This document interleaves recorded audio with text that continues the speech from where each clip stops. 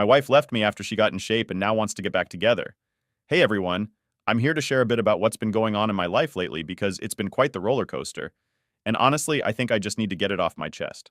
Maybe I'm looking for some validation or just a place to vent, but either way, here's what's been happening. I'm 32 years old, and until recently, I was married to my wife, who is 33. We had a really solid marriage for the past 4 years, and I was completely in love with her. Everything seemed great, but then things took a turn in 2022 when she started struggling with depression, largely due to her stressful job. Having gone through a similar phase myself before we got married, I knew how tough it could be and how important it was to find healthy ways to cope.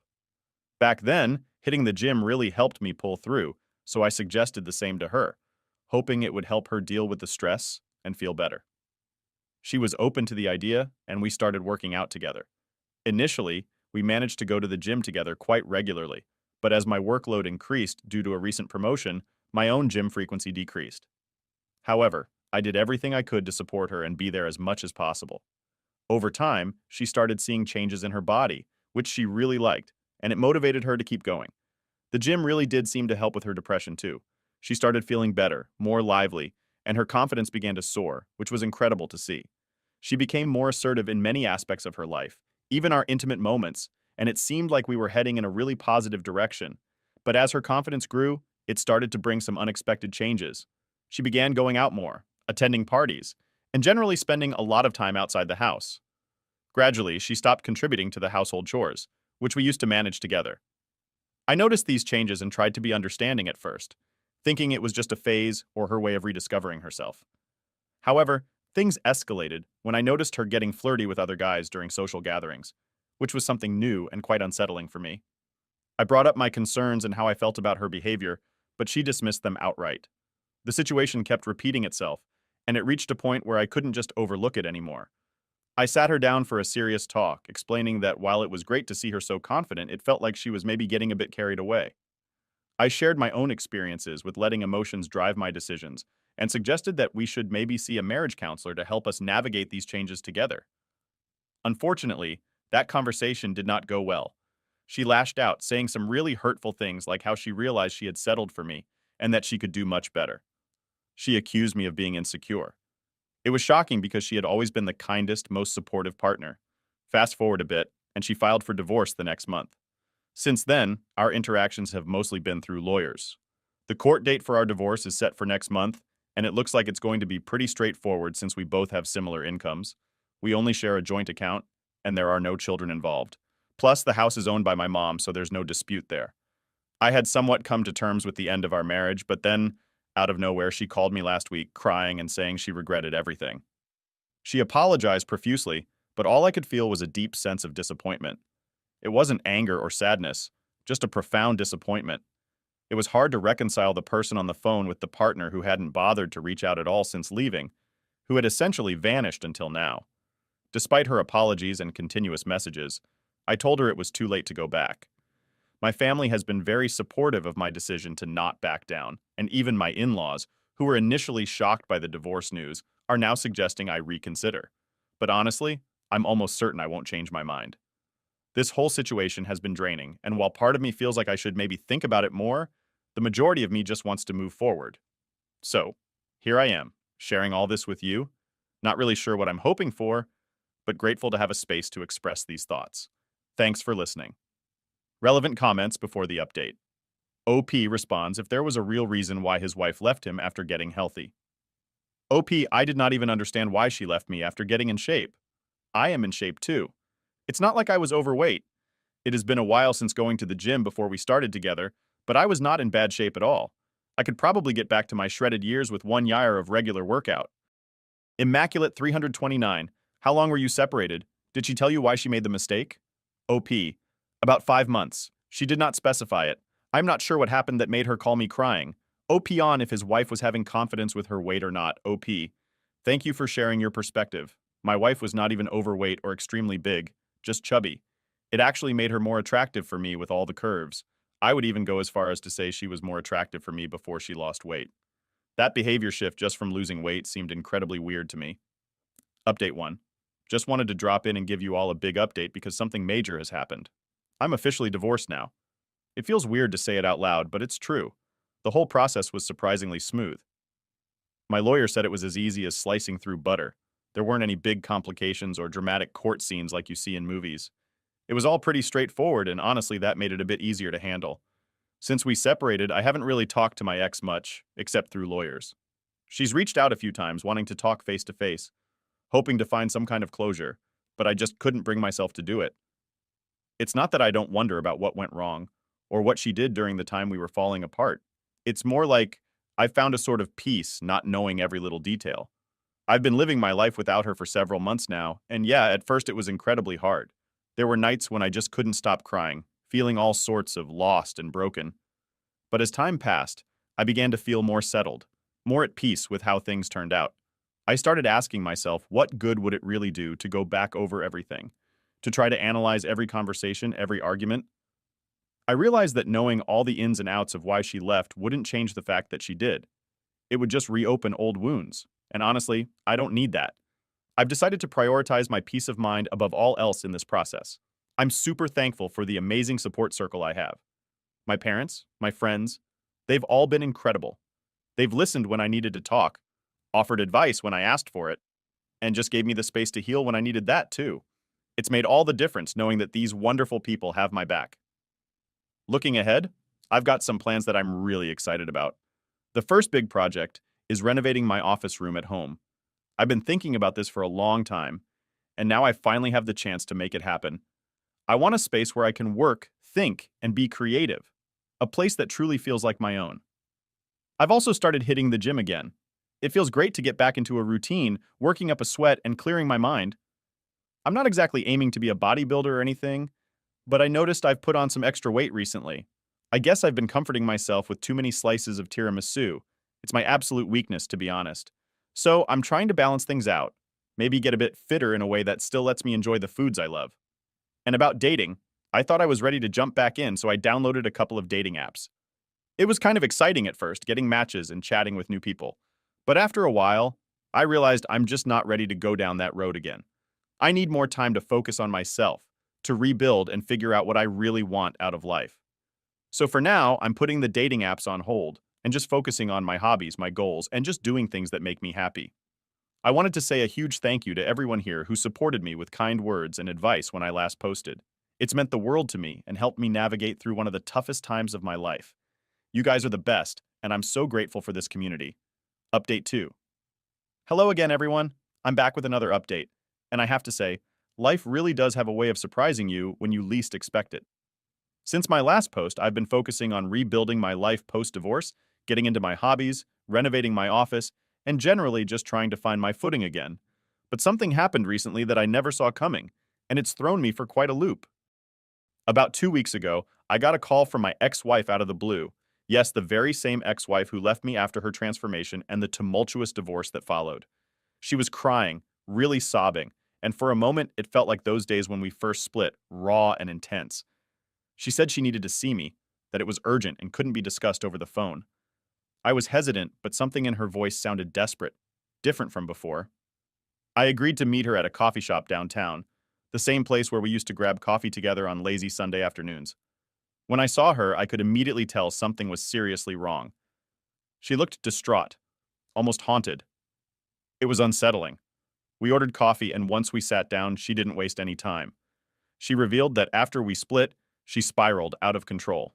The lifestyle she had adopted, the parties, the socializing, it all came crashing down. She confessed that during that time, she made a series of bad decisions, one of which has now come back to haunt her. She told me that she has been diagnosed with a serious health condition. She didn't specify, and I didn't press, but it was clear it was grave. Moreover, she discovered she is pregnant. The father is someone from her brief post-divorce dating phase, a man who, according to her, wants nothing to do with her or the baby. She was a mess, completely overwhelmed not only by her health news, but also by the prospect of raising a child on her own. Then came the part I wasn't prepared for at all. She asked if I would consider getting back together, not just for the sake of old times, but as a support system for her and the baby. She emphasized that she's changed, realized the errors in her ways, and understood what she had lost when she left me. It was a lot to process. Here was the woman who shattered our marriage, now sitting across from me, vulnerable and seeking help. I won't lie. I felt a mix of emotions. Anger, pity, confusion, and even a lingering affection for the woman I once loved so deeply. I told her I needed time to think about it, that this wasn't something I could decide on the spot. We parted ways, and since then, I've been in a state of constant deliberation. I've talked to my family and a few close friends about it. Their opinions are mixed, but most lean towards caution, advising me not to jump back into anything without serious consideration of the consequences. And they're right. This isn't just about two people anymore. There's an innocent child involved, and her health concerns add another layer of complexity. As of now, I'm undecided. Part of me wonders if there's a path for redemption and healing here, not just for her, but for us. Another part of me is scared of getting hurt again, of reopening old wounds that have just started to heal. I'm considering speaking to a therapist to sort through these feelings and gain some clarity. So that's where I am right now, standing at a crossroads I never expected to encounter. I appreciate all the support you've all given me in the past, and if you have any thoughts or advice, I'm all ears. It's a tough call, and I could use all the help I can get. Thank you for letting me share this. Just writing it out helps me to think more clearly, and knowing there are people out there who care means more than you might realize. Update 3. Hello everyone, I'm here with another update, which might be the most significant yet since I started sharing my journey here. After much thought, conversations, and soul-searching, I've made some decisions regarding my situation with my ex-wife. Thank you all for your advice and support. It's been invaluable during this confusing time. After our last meeting, where my ex-wife revealed her pregnancy and health issues, asking me to consider reuniting, I spent a lot of time reflecting on what the right move would be. Not just for me, but for everyone involved. I spoke to a therapist, as I mentioned I might, and also had long discussions with close friends and family. Ultimately, I decided that getting back into a romantic relationship with her was not the right path for me. It was a tough decision, especially knowing the challenges she's facing, but I realized that I need to protect my own mental and emotional well-being. However, I also couldn't just turn my back on her completely, given everything we've been through and the situation she's in. I met with her again, this time much more prepared for the conversation. I explained that while I couldn't re-enter our marriage or start a romantic relationship again, I was willing to offer support as a friend. I made it clear that this support would have boundaries to ensure it remained healthy for both of us. She was understandably upset that I wouldn't consider a full reconciliation, but she seemed to accept my offer for friendship and support. Additionally, I encouraged her to seek help from other sources as well, including her family, health professionals, and local community resources designed for single mothers and those dealing with health issues. We discussed practical ways I could be of assistance, like helping her navigate the healthcare system to ensure she gets the treatments she needs and occasionally checking in to see how she's managing with her pregnancy. These past few months have been a roller coaster of emotions. Making the decision to not get back together was not easy, but I feel a sense of peace with it now that it's made. I'm focusing on rebuilding the parts of my life that were put on hold when everything seemed to spiral. Renovating my home office is almost complete, and I've thrown myself back into my hobbies and work with a new vigor. I've also decided to continue therapy for myself. This entire ordeal has brought up a lot of emotions and past issues that I realize I still need to work through. Therapy is helping me understand my boundaries and is guiding me in maintaining a healthy mindset moving forward. Once again, I want to thank everyone here for your kind words, advice, and just for being there to read my updates. Sharing my story has helped me more than I can express, and your responses have often been a beacon during some very dark days. I'm not sure what the future holds, and I'm sure there will be more challenges ahead, but I feel more equipped to handle them now than I did before. And whatever happens, I know I have a supportive community here to lean on. Thanks for everything, and I'll keep you all posted as I continue on this journey. Update 4. Hey everyone, it's been a while since my last update and a lot has happened. Life seems to never run out of curveballs, but it also offers new beginnings when you least expect them. Here's what's been going on with me since we last touched base. After firmly deciding to support my ex-wife as a friend from a distance, I had settled into my new routine, focusing on my personal growth and the projects I mentioned before. However, a chance encounter threw an unexpected twist into my already complicated situation. A few weeks ago, I bumped into my ex-wife at a mutual friend's birthday party. It was the first time we saw each other after our last very formal meeting. The atmosphere at the party, filled with old friends and nostalgia, softened our interactions, and we ended up having a long, heartfelt conversation. It was the first time since our split that we connected on a deeper level, without the cloud of our past mistakes hanging over us. She updated me on her health and pregnancy, which thankfully were both being managed well with the help of her doctors. As we talked, I saw glimpses of the person I had fallen in love with years ago, the genuine, witty, and thoughtful woman who had been my partner through so many of life's ups and downs. It was a bittersweet realization, tinged with the what ifs and could have beens. By the end of the evening, we decided to restart our friendship, this time with clearer boundaries and a new understanding of each other.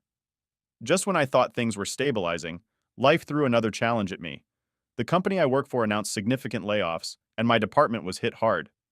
The stress of job insecurity has been daunting, but I'm using the skills I've developed over the past few months to manage my stress and stay proactive in my career planning. I've updated my resume, started networking more aggressively, and even began considering starting my own business, something I've thought about for years but never had the courage to pursue. On a more positive note, my fitness journey has been going great. I've lost the extra weight I mentioned in my previous updates and have started training for a half marathon. It's something I've always wanted to do but never really committed to until now. The physical activity has been a tremendous stress reliever and has helped me maintain a positive outlook during these uncertain times. Despite the recent upheavals, I feel more grounded and focused on what's important. My relationship with my ex-wife, while transformed, is in a good place. We support each other as friends, and I'm genuinely happy for her stability and health improvement. As for my career, the uncertainty is scary, but it's also opened doors to possibilities I hadn't considered before. I've learned that life is unpredictable, but it's also full of opportunities for growth and new beginnings. I'm embracing the challenges and changes with an open heart and mind, hopeful about what the future holds. Thank you all for your continued support and encouragement. This community has been a pillar of strength for me, and I'm grateful for each of you. I'll keep you updated as more unfolds. Story 2. My motherly aunt wants me to give up my unborn baby girl to my godly infertile cousin. I, 24F, am currently 8 months pregnant with a baby girl, and my aunt and cousin have been giving me trouble since I have announced the news. My partner and I already adore our girl and have no plans to give her up, but my aunt wants me to give up my child to my cousin, who has been suffering for infertility for the past 5 years. For more context, my aunt has raised my sister and I as a motherly figure after our mother passed away when we were very young. We have been quite close with our aunt cousin throughout our life and have been trying to support my cousin through her struggles with infertility. My aunt is also very religious, being a Mormon who regularly attends church and has a very rigid, close-minded view on morality values and living a good life. She believes that a child deserves a strong, foundational religious upbringing with a strong, providing father and a loving, attentive mother. Since my partner is not Christian, and because we both have full-time jobs and careers, she believes that my child will grow up confused and misguided in our household due to our religious differences, lacking a proper sense of identity and adequate care. She says she fears that our child's well-being will not be put first in such an environment, and that our kid could likely go down a dark, immoral path. According to her, my cousin, who works part-time from home, and her husband are way better able to provide my child with a loving home with good values and religion.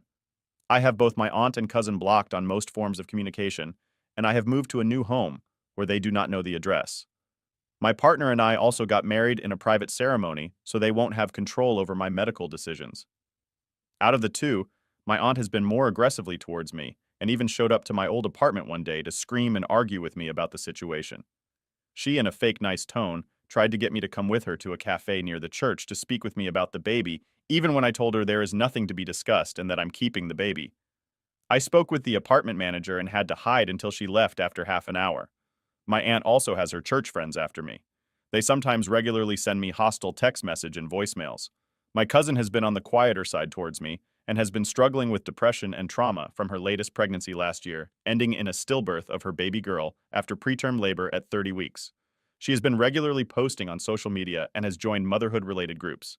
I've heard through gossip that she is trying to get a baby through those groups and has been banned from a considerable amount of them, to her dismay.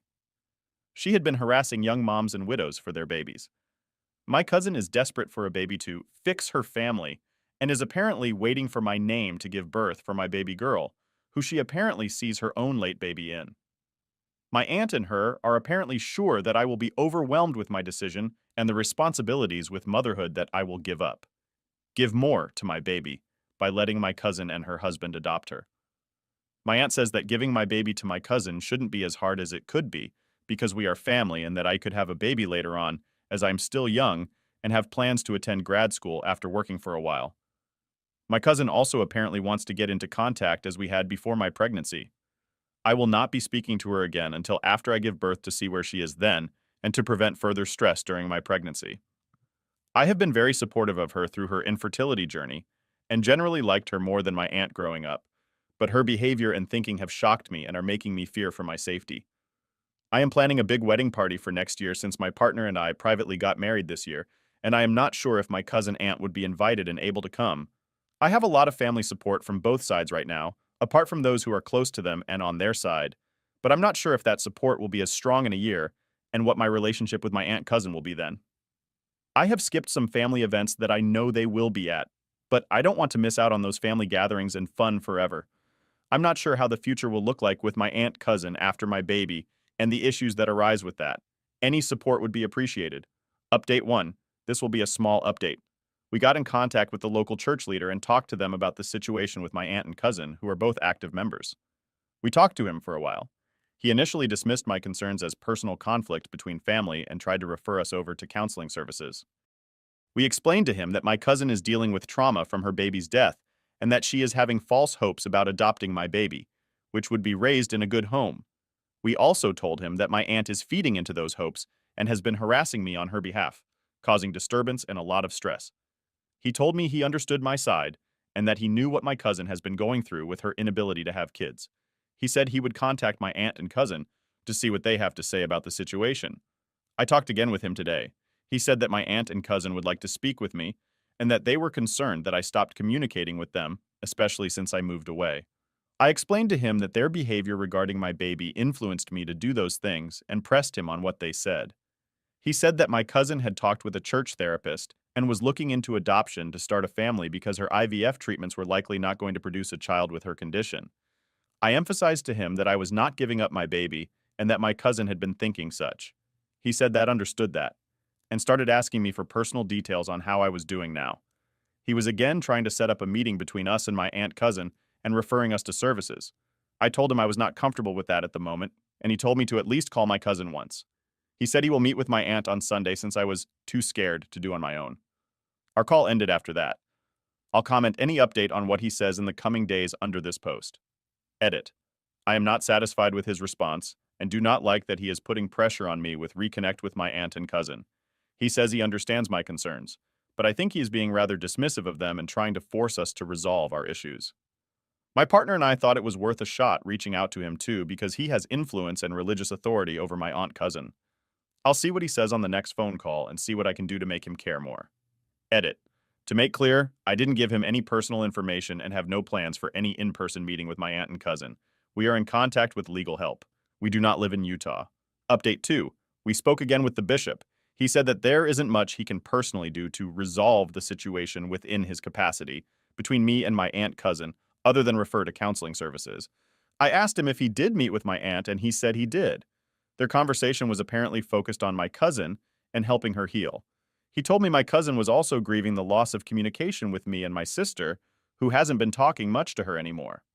I told him that my cousin was trying to take my baby to replace hers, and that her and my aunt's behavior was threatening the safety and well-being of me and my family. I think he was losing interest in the conversation, so he just told me to do whatever I feel is best for my family, but to consider the grief my cousin has been through and contact family counseling services for further help on this matter. Me and my partner sent him an email afterwards with a copy to our lawyer to close off communication. I decided to unblock my cousin and send her a message. I told her that my partner and I are keeping our baby and that is not up for discussion. I encouraged her to seek proper therapy if she hasn't already done so and told her that I am not comfortable with her, her husband, or my aunt being involved in my child's life. She hasn't responded yet. Regardless of what she says, our relationship will not return to as it was before, and she will not be a part of my child's life.